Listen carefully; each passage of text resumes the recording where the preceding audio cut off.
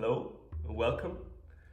My name is Lucas, and I'm excited to share with you my process of painting this gouache picture or painting. I will share with you some tips and tricks for outdoor painting, plein air painting, and some techniques you can use to jumpstart your process when you're painting outdoors. And I will also finish off the painting with water soluble pencils or color pencils.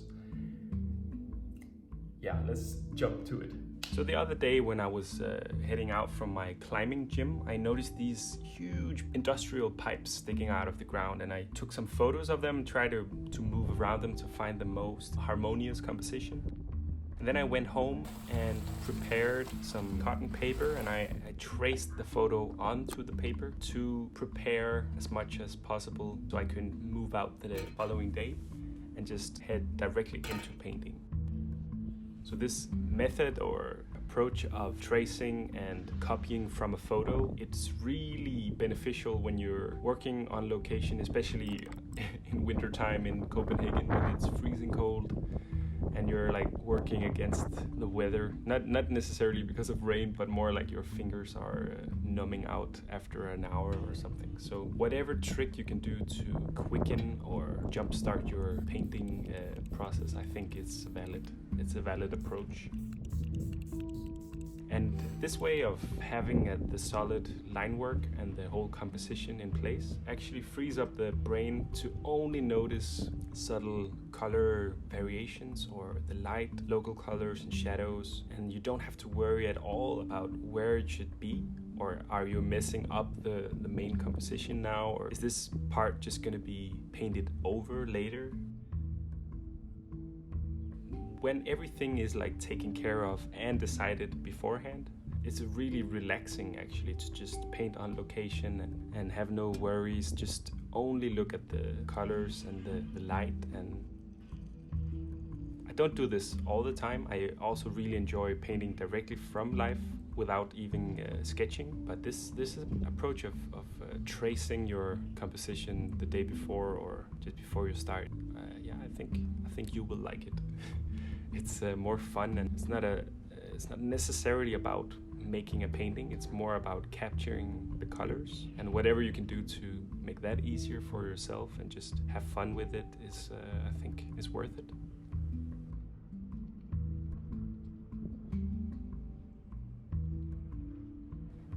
The brush I'm using is a 1-inch nylon brush, just a cheap one. I really like the straight edge. I don't really know what it's called, but a non-pointy brush, because you can get these really clear, clean shapes and areas, more like a graphic tool. It's sort of like you're carving out the shapes. So I use a 1-inch brush and a 1/2-inch brush.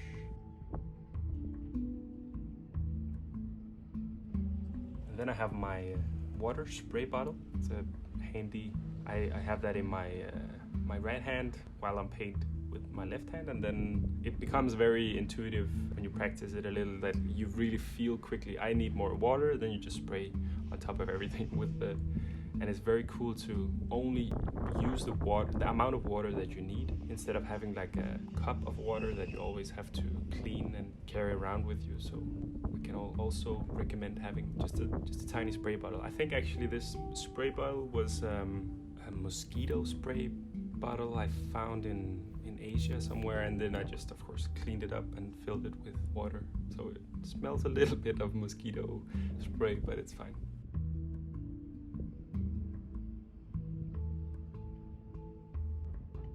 The paints I'm using is Schminke, not their cheapest brand, but like their middle quality.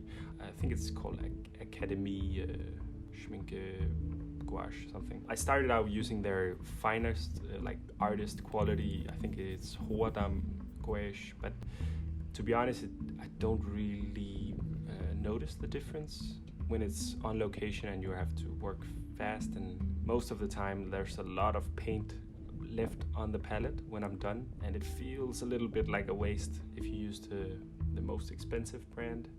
So when I work in my studio and on more like controlled environments with commissions and stuff, I use fine art quality. but for this, it's fine with a cheaper paint. I like the big tubes that you can just carry around with you.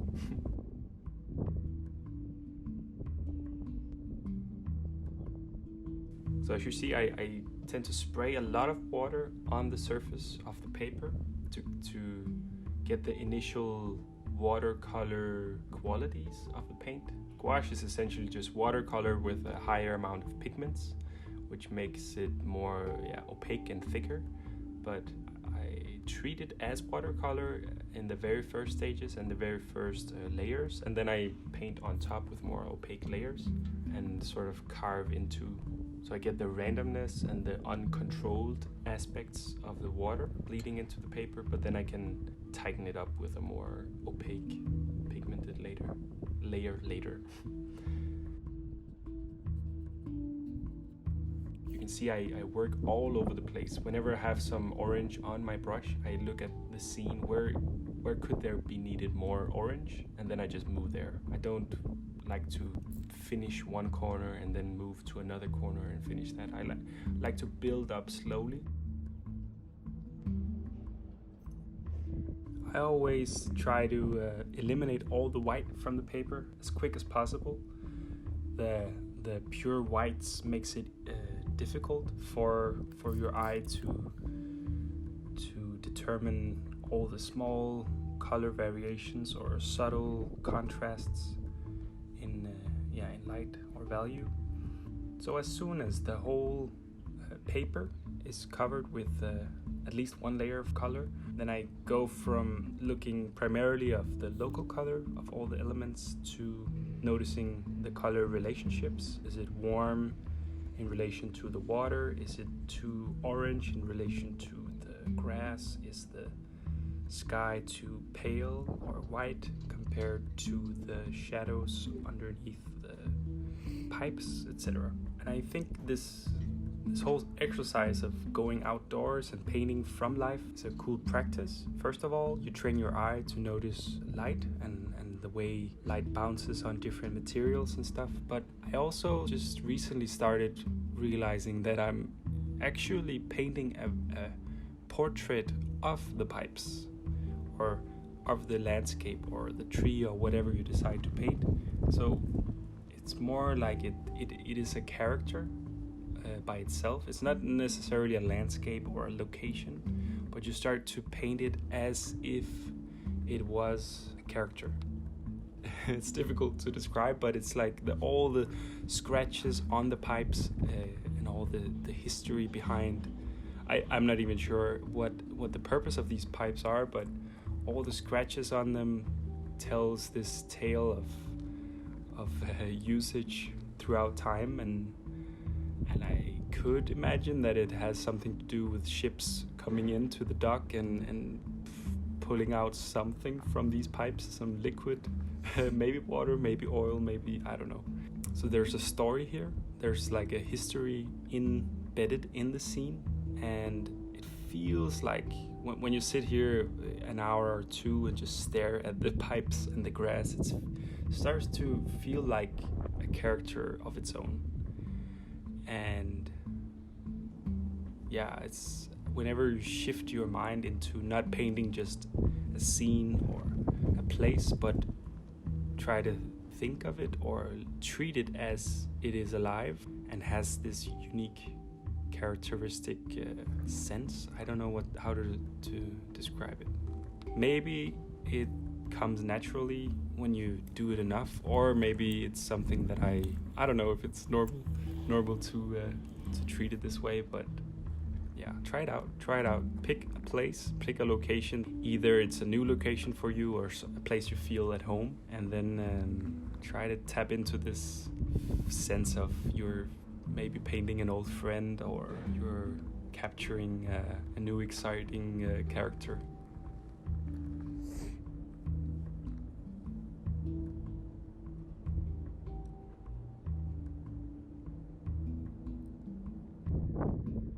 So now we move into my kitchen, and I have this arrangement of all my colored pencils, and they're all by the same brand, Caran d'Ache, but there are different types. Some of them are oil-based, some are water-soluble, some are light-fast, some are less light-fast, more like kids' color pencils. But yeah, I don't really care by this point. This state of the painting process is about emphasizing contrast and pushing areas to have more detail. So whenever I finish a painting and I can see there's a huge area, for example this grassy patch to the left, there's not enough information here, and then I try to put in some information or some contrast, some interest in the area without taking the main focal point of the orange on the pipes or the deep blue water with the plant to the right. So it's a balancing act of pushing the contrast on the edges, highlighting the edges here and there, but without overdoing it.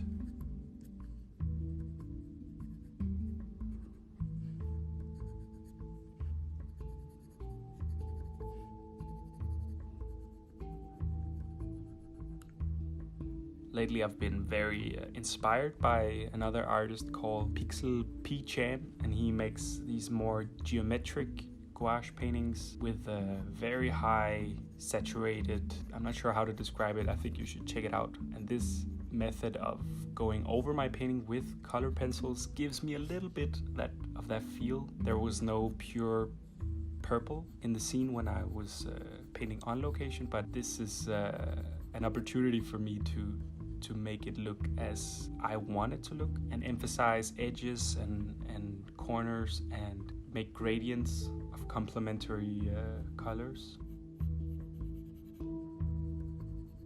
And of course highlighting fine details as you can see here with the fence and with the metal bars and the trees in the background, which would be a little bit difficult with a 1-inch brush. So this is my opportunity to go fine with details without overdoing it.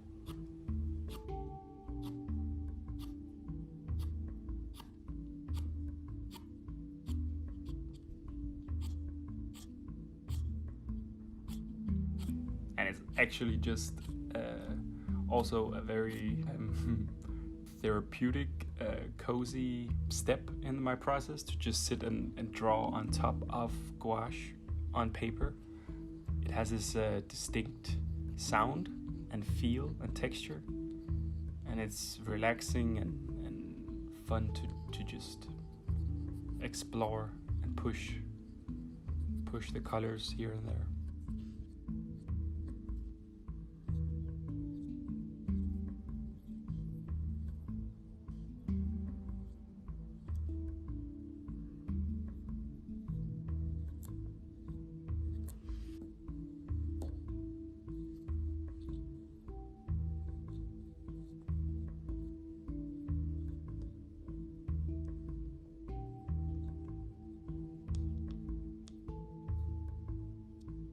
And here it is framed and finished.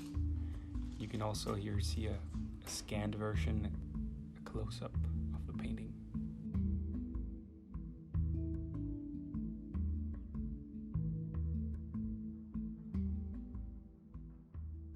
So there you go. Thank you for watching this video, and if you have any questions, something you would like to know, something technique-wise or materials or anything, you could just write them in the comments section.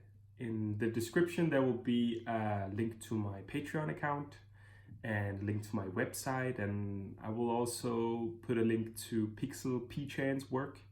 As I mentioned, I'm pretty inspired by his gouache paintings, and he also makes some great tutorials on Gumroad. I can also put a link in the description. They're worth a view. Thank you. Have a good day.